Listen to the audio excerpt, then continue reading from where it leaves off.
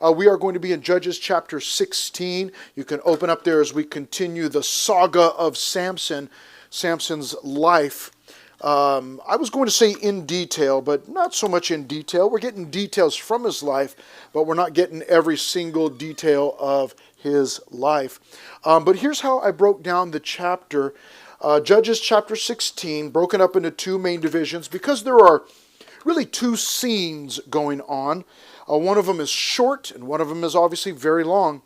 But we'll see the assassination attempt on Samson. It's an attempt. It's a failed attempt. And then we will see affliction in verses 4 all the way down to the end of the chapter, which we will not finish today. We'll get about halfway through.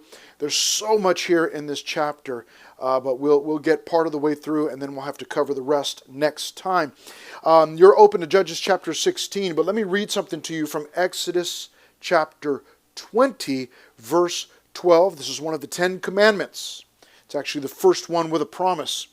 Exodus 20, verse 12, God said, "Honor your father and your mother, that your days may be long upon the land which the Lord your God is giving you." God had given the children of Israel this promise. We're all somewhat familiar with the 10 commandments. And this is a promise that if you honor your mother and father, you honor your parents, that you're going to live a long life in the land that God had given them. Now, there's a general principle that is laid out for every single one of us. Even if we're not one of the children of Israel, we're still part of God's family. And the principle is that if you will honor your father and mother, maybe father and mother aren't around anymore, honor your grandparents or whoever it might be, whoever your caretakers are, whoever's caring for you, honor them and you'll live a long life. Now that's a general principle, because there are some kids that love their parents and honor their parents who sadly die young. So this is not like a hard fast, like as long as you honor your parents, you're going to live a long life. But it's generally speaking, if you honor your parents, you're going to live a blessed life or a long life. Well, we see what happens when somebody does not honor their father and mother.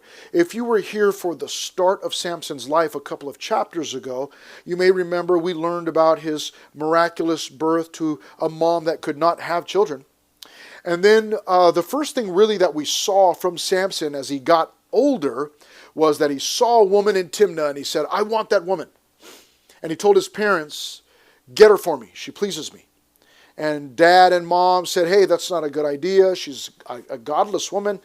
This is not a good thing." And he said, essentially, never mind all that. Just get her for me. And really was demanding of his parents. And we don't really ever see, not really, I shouldn't say, we never see him committed to the Lord.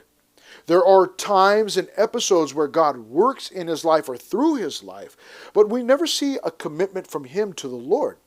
And so what we're seeing in this chapter, and we will come to the end of Samson's life in this chapter, although as I said, we will not get the entire chapter today, but we're seeing his downfall, his downward spiral, and we see more things that added to that downfall in this chapter. Now, we will begin in verses 1 through 3, obviously in that first main division, that first section, which is an assassination attempt on his life.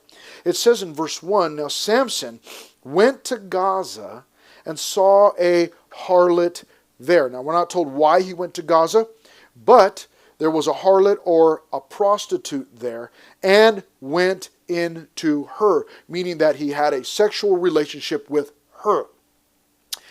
This is just so we're clear, not trying to be funny, but just so we're clear, this is not ordained by God. This is not a good thing. This is not a godly episode here in his life. It's just another episode or another example of Samson doing what he wants and not what God wants.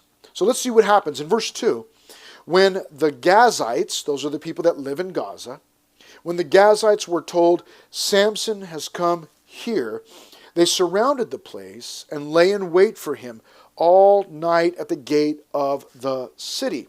They were quiet all night, saying, in the morning, when it is daylight, we will kill him. So you see, there's the assassination attempt. They're waiting for him to come out from this prostitute's house, and then they plan to kill him there. Why would they want to do that? Because Samson has been a pest, a plague to these people. And so in verse 3, we see his escape, is what I titled it. One sub-point there, if we can get up, there we are. His escape in verse 3, and it is a narrow escape, but it is still a definite escape. Verse 3 says, and Samson lay low till midnight. Then he arose at midnight, took hold of the doors of the gate of the city, and the two gate posts, pulled them up, bar and all, put them on his shoulders, and carried them to the top of the hill that faces Hebron. Now, there are details here that we do not have. We can assume, and I think safely assume, although it doesn't say, that he must have found out about the plot to kill him, because he waits until midnight, goes outside, and what he does is he goes to the city gate. It probably had multiple gates to the city. It would have been a walled city. And he rips out the gate of the city. And it says there in verse 3, took hold of the doors, so not just one, but doors of the gate of the city, and the two gate posts, pulled them up, bar and all. So he rips those out, puts them on his shoulders, or essentially on his back, and then carries them up a hill that faces Hebron. Now you can imagine that what's going on here is another display of superhuman strength. We've seen this throughout the life of Samson. There have been episodes where he has this superhuman strength, supernatural strength, and here it is again. This is not something that would have been easy. That's why it's here. It's indicating for us that this is not normal. This is abnormal, but it's not abnormal to the life of Samson. However, what is strange here is that we're not told that God strengthened him for this or gave him the power to do this. Again, we may assume that God did, but for what purpose? For what reason? Maybe just to protect Samson's life? We do not know. But Samson goes out, rips the whole thing, takes it on his shoulders, carries it up a hill. And I mean, you all, you've probably all been on hikes, and just going up a hill, like carrying yourself, or maybe a backpack with a PB&J in it is hard enough. And Samson is going up a hill. We're told which one, the one that faces Hebron, and he just goes and he carries these gates, the gate of the city, on his back all the way up there. Why did he do that? To put his strength on display, to let the Gazites know, you got nothing on me. You're not a problem for me at all. And so he displays this. Now, we move very quickly to our second main division, which is, let's see if I can get there. There we are, affliction in verses 4 through 31. And again, we will not get all the way down to verse 31. We'll get about halfway, and then we will finish the rest next time. But it says in verse 4, it begins this way, and I do have some subpoints. In fact, quite a few for you in this section. Let's see if we can get it there. We see a plan in verses 4 and 5 to afflict or to torture Samson. Afterward, it says in verse 4, it happened that he loved a woman in the valley of Sorek, whose name was Delilah. And the lords of the Philistines put on their plain white tees and came up to her and said to her, "Hey there, Delilah. What's it like in New York City?" They didn't say that. That's from a song. But they said to her, to her in verse 5, and the lords of the Philistines came up to her and said to her, "Entice him, and find out where his great strength lies, and by what means we may overpower him." And then they reveal their goal to Delilah, that we may bind him to afflict him. That's the goal. And what will they give? And every one of us will give you 1,100 pieces of silver. Now, we are not told how many lords of the Philistines there are, but even if there were just two, that means 2,200 pieces of silver. So they are willing to pay big bucks in order to capture Samson. They obviously knew that Samson was strong, that there was no way they were going to be able to defeat him. Now, keep in mind that Samson and Delilah are now, they're hooked up. They've got a relationship. But what we're going to find, and as I told you, there's a lot in this chapter, a lot of things that we are going to, valuable things, lessons that we are going to pull out, like we always find, obviously, in these chapters. But one of the big things is that we are going to look at relationships. That's not the main topic of this study. Please keep that in mind. That Samson's downfall, let me just say this from the beginning, Samson's downfall was not Delilah. We'll talk about what his downfall was, but it begins here, or it reveals itself through another relationship. Now, this is something that we have seen in Samson's life. This is not the first woman that he's been with and had a sinful relationship with. There have been others. And already in this chapter, we're only 4 verses in, and this is already the second one just in this chapter.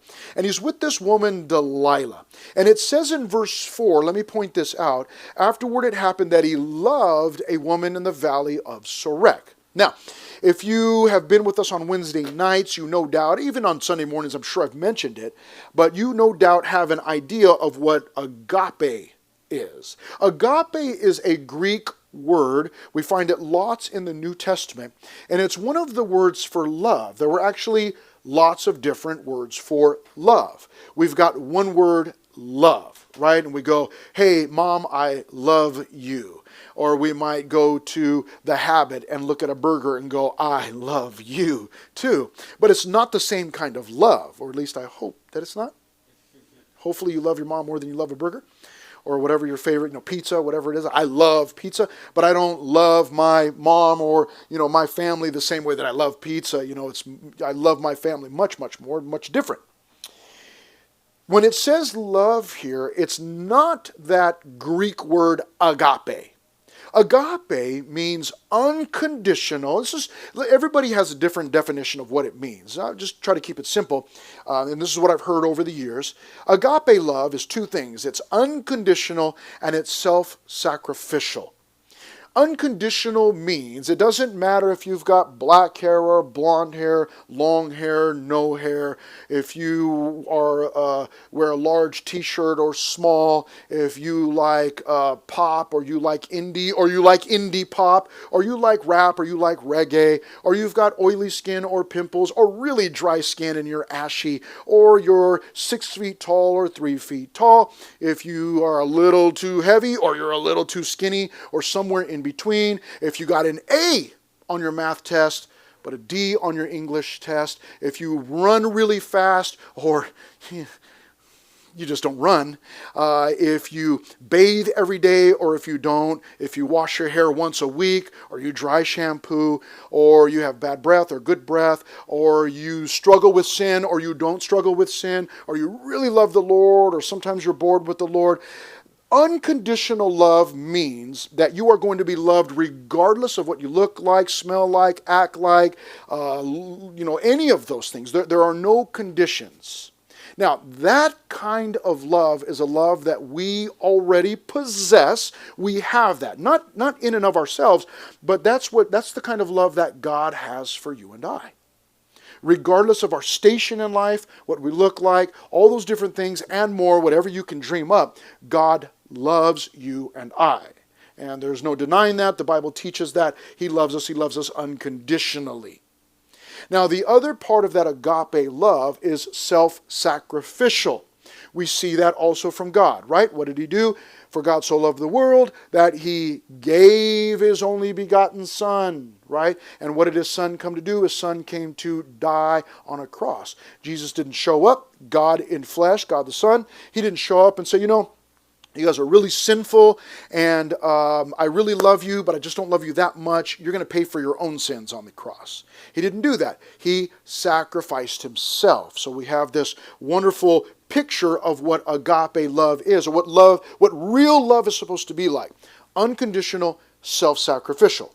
When it says in verse 4 in our chapter, afterward it happened that he loved a woman in the valley of Sorek, whose name was Delilah, you are going to find out that that word love is not the same kind of love that I just described. Two completely different kinds of loves. And what you are going to find out and realize is that when it says love here in verse 4, it means that he had a sexual relationship with her, but it was nothing more than lust. It wasn't love, it was lust. We might even say, if we were, Greek language, I gave you the agape, which is the Greek term. Eros is the word for erotic love. Eros, erotic, and that would be this kind of love here. It was nothing more than fulfilling his own desires. And she was obviously fulfilling her own desires. Now in verse 5, she's presented with this opportunity to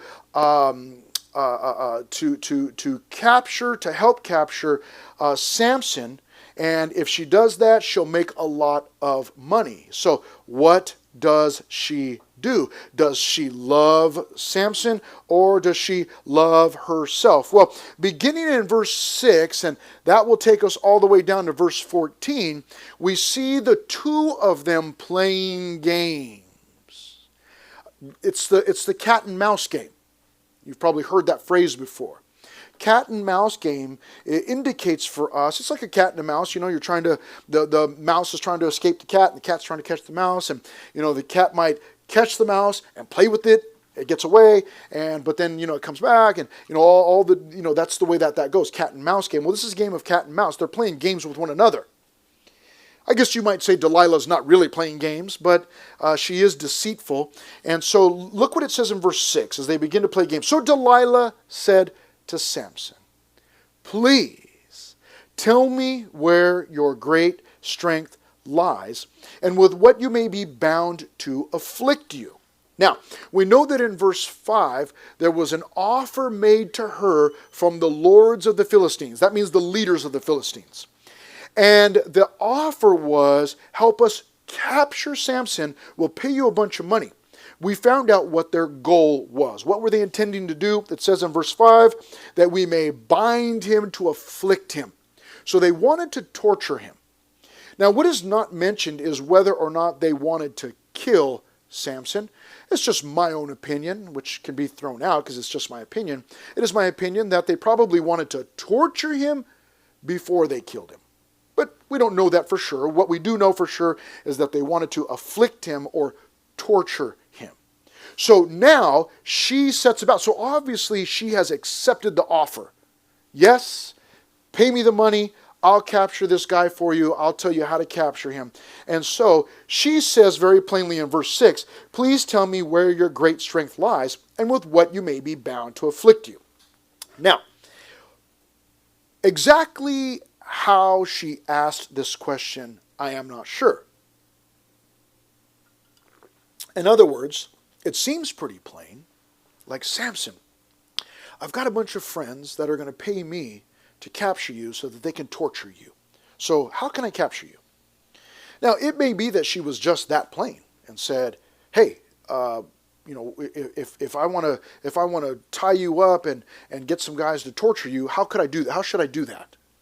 Or it might just be, I could totally see either one of these happening, because I could see her just being plain about it, and Samson going, you know what, I'm so strong, I'm so tough, I could just tell you, and it won't matter because they're not going to be able to capture me anyways.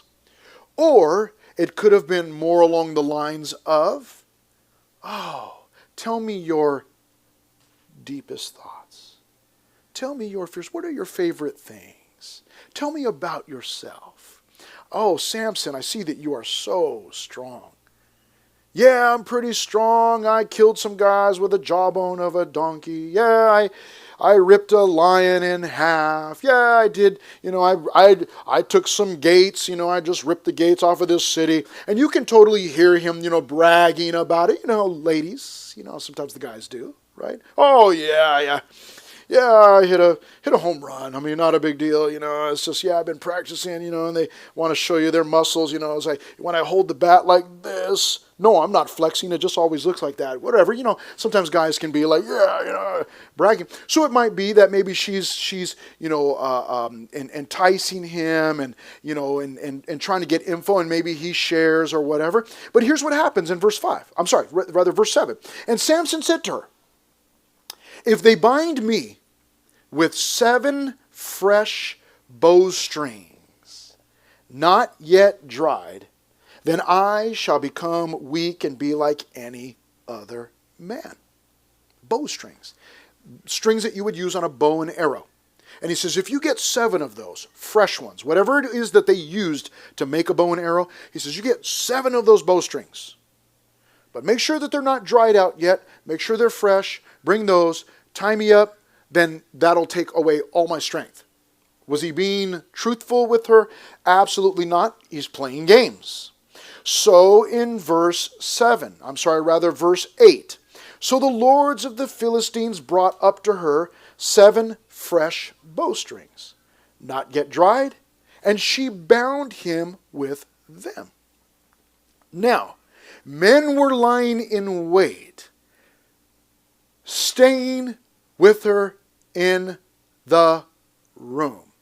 I told you that we were going to be looking at relationships also, although that's not the main point of this study. But guys, just for the guys. There's not a bunch of us in here, there's a few of us in here, just for the guys.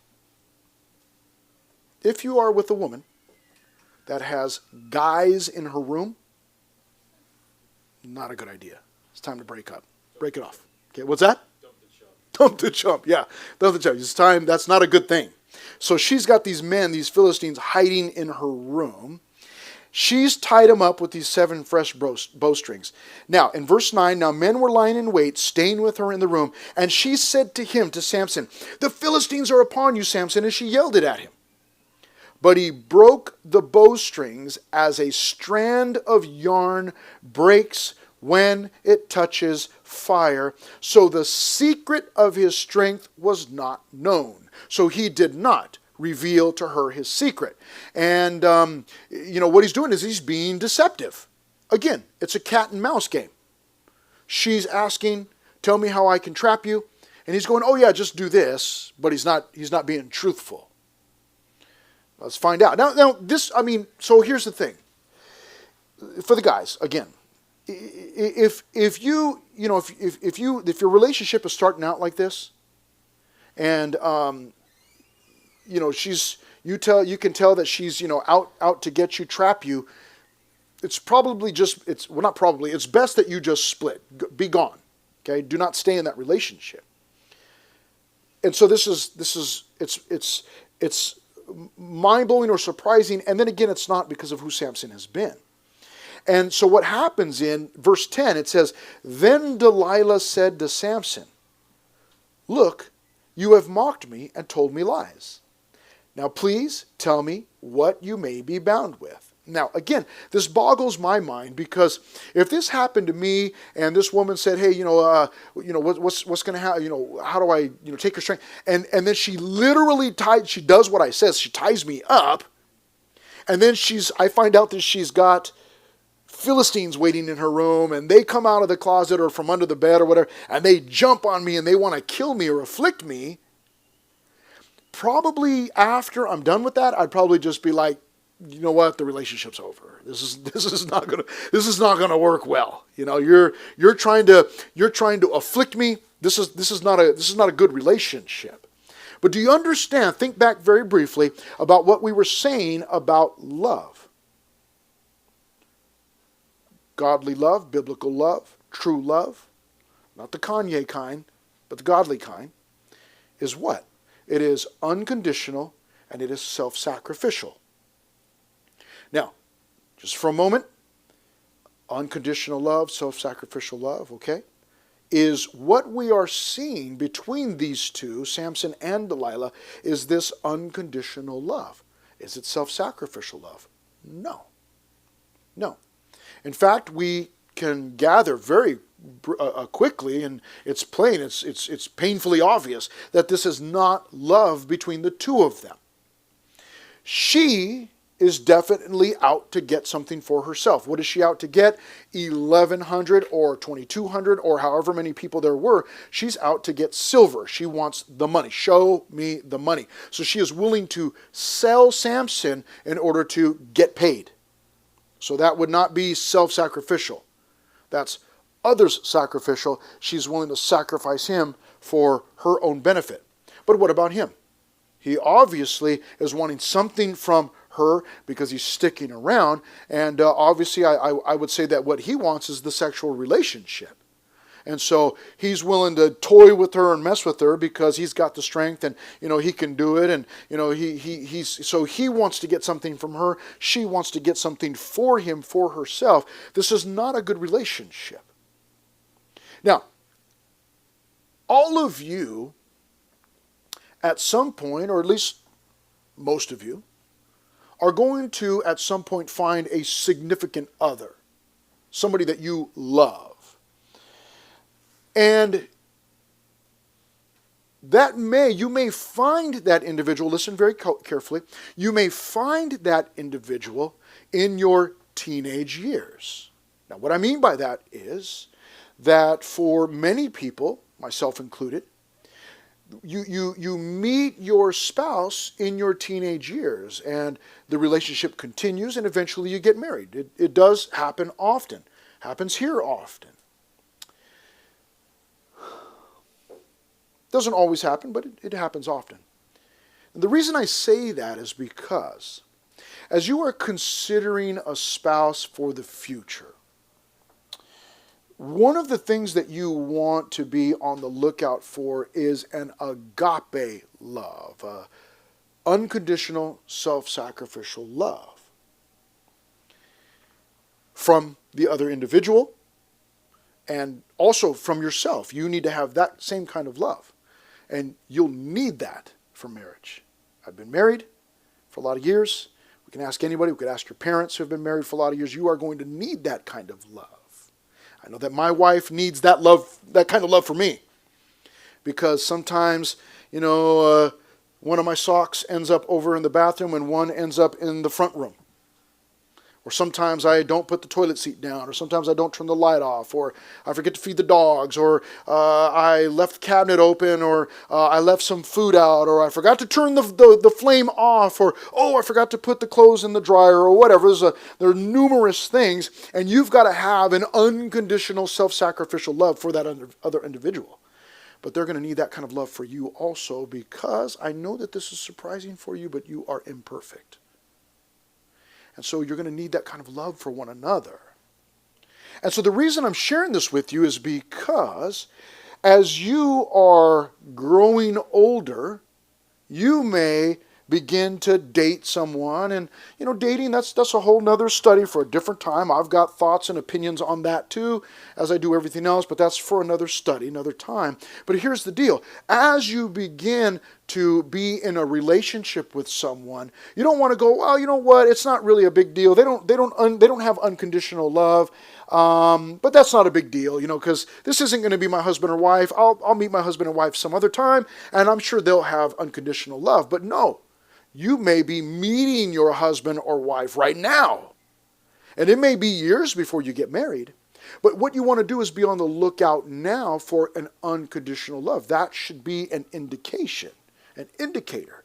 And if the other individual that you are interested in doesn't have an unconditional, self-sacrificial love, then it's time to move on.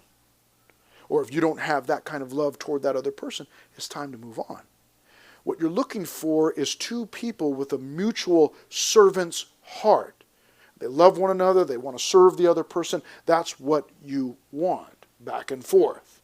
What you do not want is this, Samson and Delilah. This is a perfect picture of what you do not want. Two individuals who are out to get for themselves, which is so normal for our society, our world today. This is why the divorce rates are so high. Because what happens, I see it all the time. What happens is you get two people getting connected, they hook up and they're in a relationship, and either one or both is out to get for themselves. They're in the relationship to get. That cannot be. A relationship is for us, it's an opportunity for us to give, not get. Now there should be give and get. I understand that. Get that? But your main goal in the relationship should not be to get something from this person. See, because what happens is, and I'll explain to you very briefly, this is why divorces happen. Because one or both people, they get involved in the relationship in order to get something from that other person. Well, that other person only has so many resources. They only have so much patience, so much love, so much kindness. They've only got so much that they can give to you. And if you go into the relationship to take, and what can this person give to me? You take all that they have, and one of these days you wear them out. Their resources are over, and then you go, you know what? I don't love you anymore. You can't give me something. I can't get from you. I don't love you. I'm moving on. And that can happen with either one or both of the persons in that relationship. That's why the divorce rate is so high. So if you have two people who get together and they both are looking for opportunities to give and to serve one another, imagine what that looks like. Some of you might have that modeled for you at home with your parents. I think that's wonderful. But if you have two people that want to serve, imagine that. Now there's no arguments over, well, I want to listen to my kind of music, or I don't want that for dinner. But now you have two people arguing over, oh, well, let's do what you want to do. Well, no, let's do what you want to do. No, let's do what you want to do. No, let's do what you want to do. Seems silly, but what you want is two people serving one another. This is a perfect picture of what not to do. Now, he goes on to say this in verse 10. Then Delilah said to Samson, look, you have mocked me and told me lies. Now please tell me what you may be bound with. So he said to her, is he going to be honest with her this time? Verse 11, if they bind me securely with new ropes that have never been used. Go to Home Depot. Get some brand new ropes. And they tie me up in verse 11. He says, then I shall become weak and be like any other man. Was he telling the truth? No. What he's doing is he's feeding her lies. Listen, he's feeding her lies in order to keep her around longer. Feeding her lies. Young ladies, you want to protect your heart and make sure that he's not just feeding you lies in order to keep you around longer. So, what does it say in verse 12? Therefore Delilah took new ropes and bound him with them, and said to him, the Philistines are upon you, Samson. And men were lying in wait, staying in the room. But he broke them off his arms like a thread and obviously defended himself. Cat and mouse. Now verse 13 says, Delilah said to Samson, until now you have mocked me and told me lies. Tell me what you may be bound with. And he said to her, if you weave the 7 locks of my head into the web of the loom. So she wove it tightly with the batten of the loom, and said to him, the Philistines are upon you, Samson. But he awoke from his sleep and pulled out the batten and the web from the loom. Now I've got questions. I've shared with you before. If you've been here before, so once in a while I'll share with you. I say once in a while. You're probably thinking, you do that every Sunday. But once in a while I share with you like the strange thoughts that go through my mind. And this is one of those places. Now, verse 13 says, he said to her, at the end of verse 13, it says there, and he said to her, if you weave the 7 locks of my head into the web of the loom. Now, a loom is used to make blankets, articles of clothing, those types of things. It's a large type of sewing machine type of thing. Now, he says, listen, you just got to weave the 7 locks of my head into the womb. Now, we'll find out here in a couple of minutes. We'll get to it. But Samson hasn't cut his hair since he was born. He's got long hair. That's part of the Nazirite vow that he took. So he's got long hair. What I do not understand is, what does he mean by the 7 locks of his head? Because immediately when I hear locks, I think of dread locks. And then I immediately, start to picture, people with dreadlocks. Long dreadlocks.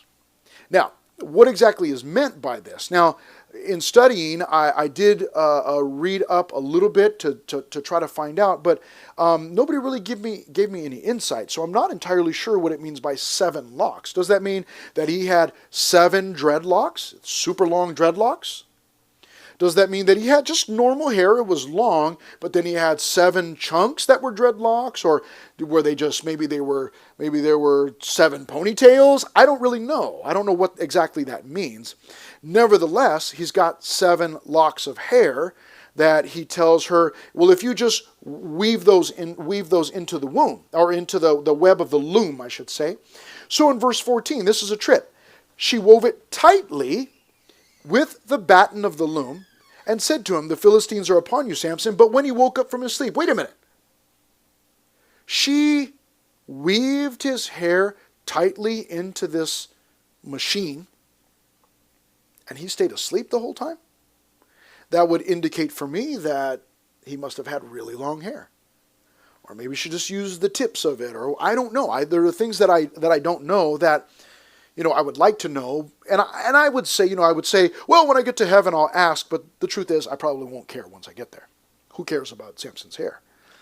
But there are things going on here, but here's the deal. He was asleep. And in verse 14, it says, but he awoke from his sleep and pulled out the batten and the web from the loom. So he just, again, like he did before, just rips the whole thing out. Again, cat and mouse.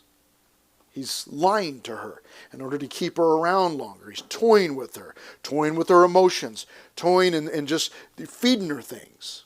And she keeps pressing and pushing. In fact, the next section here, let's see if we can get it up there, is called Pestered and Pressed, and that's verses 15 to 22, which we will not get all the way down to. We'll get to verse 17 here, and we'll close this up in just a couple of minutes, and we'll pick up the rest later. But here's what happens in verse 15. Then she said to him,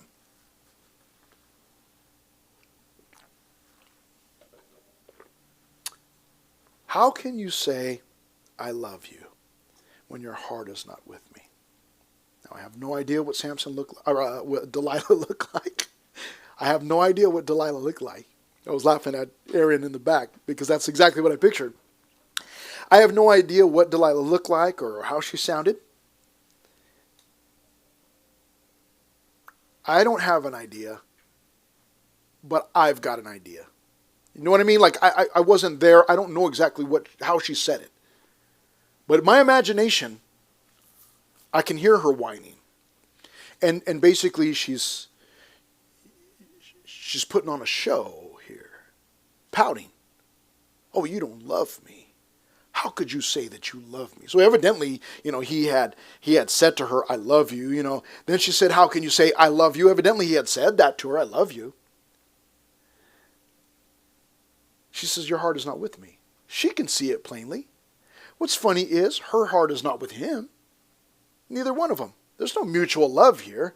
They're both out to get something from the relationship. It's not going to work. But I can see here, I imagine that she's just pouting, turning her back. And, oh, you don't love me. You say you love me, but you don't really love me because you won't tell me how to kill you. Or at least torture, You won't tell me how to torture you. I mean, by this point, it's already happened a couple of times where she did what he said, tied him up, and then yelled at him.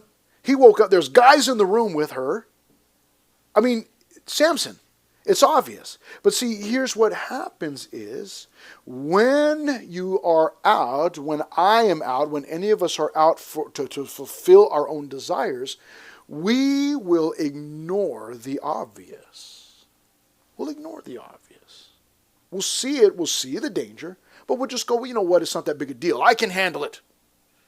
I can handle it. In fact, he'll say that during the last one, not a big deal. I can get up. I can do what I've done before.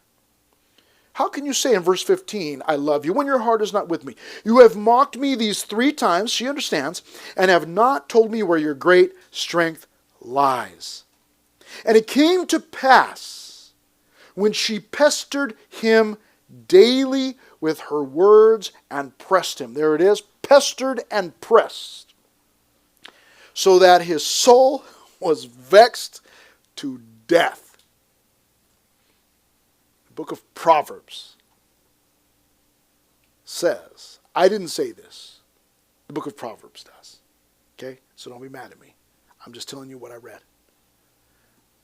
That the complaints of a woman are like a dripping faucet.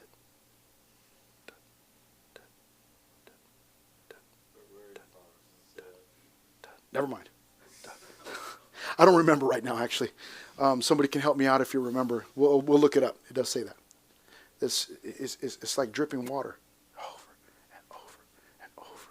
And it also says that it's better to dwell in the corner of a roof than with a contentious woman. It's like, that's what's taking place here. When she pestered him daily with her words and pressed him. This woman is ambitious, man. I mean, she is ambitious, and had she used that for some good, this would have been, she could have done some good things. But she's ambitious for that silver. And so she's pestering him daily and pressing him so that his soul was vexed to death. He's like, I'm going to tell her the secret, because if I don't, I'm going to go jump off a bridge. I just want to die. She's killing me. So in verse 17, he told her all his heart and said to her, no razor has ever come upon my head, for I have been a Nazarite to God from my mother's womb. If I am shaven, then my strength will leave me, and I shall become weak and be like any other man. Now, it is important for you and I to understand this. Delilah, hear me out as we close. We're going to close here in a couple minutes. But also, I'm a Bible teacher, so it might be like 10 more minutes. Just kidding. We're going to close it down. Understand this. Listen to me. Delilah is not the problem. The Philistines are not the problem. Samson is the problem. Delilah is doing the only thing she knows. What's going to benefit me? I'll do that. That's the only thing she knows. She doesn't know any better. Who knows better? Samson. Samson knows better. Samson was raised in a godly home. His parents were godly people, and they raised him. In fact, we're told a couple chapters back when he was born that they raised him, that he grew strong or mighty in the Lord. He grew strong, we're told. Not necessarily mighty in the Lord, but he grew strong. Samson knew better. Delilah didn't. So who's to blame here? Samson. Samson is to blame. Samson grew up in a godly home, but there's no record of him ever being committed to the Lord. There were times where the Holy Spirit came upon him and he did some supernatural things, but it does not seem, there's nothing clearly that says that Samson loved the Lord or was committed to the Lord. You know, we're not going to get to it today, but in this chapter at the end of his life is the first time it is recorded that he ever prayed or talked to God. You go, but wait, he was a Nazarite from his mother's womb. Yeah, his mom had to take the vow of a Nazarite because she was going to give birth to him, and he needed to be a Nazarite from his mother's womb. God had a plan for this man's life since before he was born, and he seemingly never wanted anything to do with it. But he knew about it. He knew what God was supposed to do because his parents would have told him, hey, here's what happened. You were miraculously born, and here's the plan for your life. But he seems to be uninterested in it. We never read about a point where he said, you know what, God, I just want you to have all of me. I want you to use me. Use me any way that you can. He never does that. He's a loner. He's always traveling alone. He's always with women, out at parties, Always doing his own thing. He's always doing his own thing, never doing God's thing. You and I told you there were lots of lessons in this chapter, and that's why we're not going to finish today. You and I need to understand that out there, outside of this building, at the mall or at your school or on social media or at the store or wherever you find people, that people are not the problem. The world isn't the problem. Did you know that the world around us, the sinful world, they're doing exactly what they're supposed to be doing? Being sinful. They don't know any better. So what is the problem with the world? The problem with the world is not the problem. They're supposed to be living in darkness. The problem is those of us that are supposed to be salt and light. We're not being salt and light. We know better, but we're not doing it. That's the problem. The problem isn't everybody else. The problem is me. The problem is we. We're not living with and for the Lord oftentimes. Oftentimes we're doing what we want to do, not following what God's plan is, what our parents have taught us from the time that we were young. They said, you got to love the Lord, you got to worship the Lord, stay committed to the Lord. Oftentimes we struggle with that. We know better, but we still struggle. We choose to do what we want to do. But then we're looking at the world like, oh, it's so awful and you guys are terrible. That's what they're supposed to be doing. But are we doing what we're supposed to be doing? Samson was to blame, not Delilah. Delilah wasn't the problem. And listen to what he says in verse 17 as we finish, and I'll make a comment about this, and then we will close up. I told you just a couple minutes. Verse 17, he told her all his heart and said to her, listen to his answer very carefully. No razor has ever come upon my head. So he hasn't had a haircut. Why? For I have been a Nazirite, that was a vow, to God from my mother's womb. Listen to what he says. If I am shaven, then my strength will leave me, and I shall become weak and be like any other man. That's partly true. He had this vow that whether he took the vow as he got old enough, or sounds to me like he just went along with it. But that included not cutting the hair.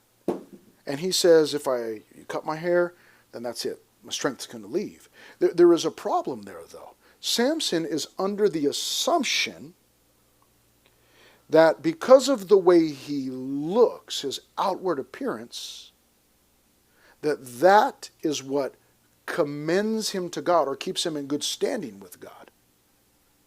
But that's not true. Yes, his hair was involved because that was part of the vow of the Nazirite, but the secret was not in his hair. The secret was in the vow. It was in the commitment to the Lord. And this man had no commitment to the Lord. And now he's spiraling down here as he reveals, or at least gets extremely close to the problem. And later on in the story, you find out that she, spoiler alert, we'll get to it next time, she's going to cut his hair and all of his strength is going to be gone. But it's not because his hair is gone, it's because the Lord left him. That's what the problem was. It was his vow. He never had a vow. You and I must be careful to understand that the power is inside. That the Lord is working on the heart. Is the outward appearance important? It is. Peter wrote this in 1 Peter chapter 3, verse 3 and 4. He said, he was talking to the ladies at the time, but it's completely, absolutely applicable to the guys too. Do not let your adornment be merely outward. Arranging the hair, wearing gold, putting on fine apparel, wearing the latest Jordans. Oh, it doesn't say that. Sorry about that. Rather, let it be the hidden person of the heart, with the incorruptible beauty of a gentle and quiet spirit, which is very precious in the sight of God. It is important for you and I to understand that our relationship to the Lord is not based on outward appearance. There are some people who think that their outward appearance commends them to the Lord. If they've got long hair and they wear long dresses or skirts, or if they wear a suit or have a certain kind of a haircut, they think that the outward appearance is what is godly about them. Now, the outward appearance is important. The Bible talks about dressing modestly and with humility and being honoring to God. But it all starts in the heart. Does your heart belong to the Lord? That's the most important.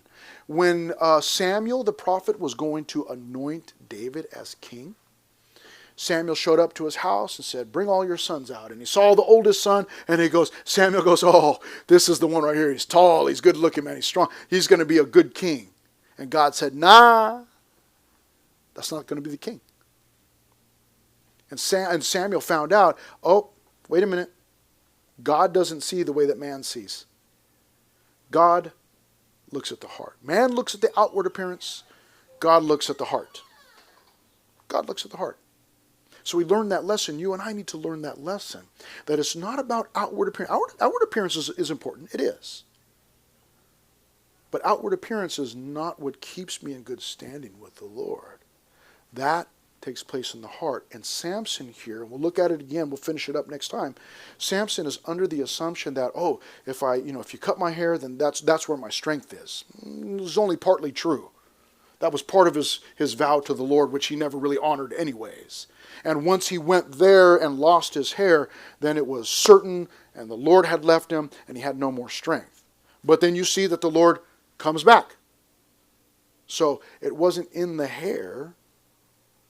It was in his relationship to the Lord. But he's proving, he's showing here that he's careless about it. He's like, quit bothering me. It's the secret is my hair. So he's got no commitment to the Lord.